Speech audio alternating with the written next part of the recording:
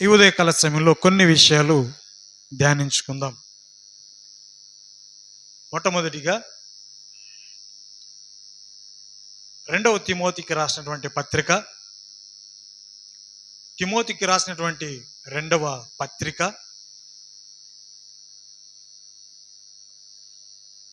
అపోస్తులైనటువంటి పౌలు గారు తిమోతికి రాసినటువంటి 2వ పత్రిక 3వ అధ్యాయము 1 నుండి 5 వచనాలు మనం చదువుకుందాం.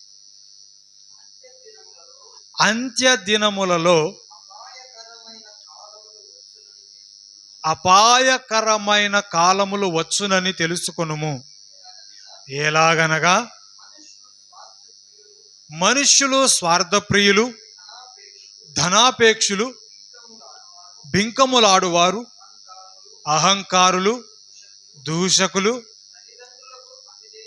తల్లిదండ్రులకు అవిధేయులు, కృతజ్ఞత లేనివారు, అపవిత్రులు, అనురాగరహితులు, అతిద్వేషులు, అపవాదకులు, అజితేంద్రియులు, క్రూరులు, సజ్జన ద్వేషులు, ద్రోహులు, మూర్ఖులు, గర్వాంధులు,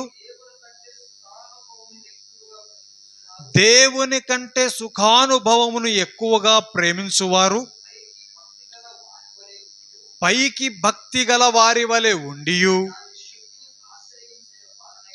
దాని శక్తిని ఆశ్రయించని వారునై ఉందురు.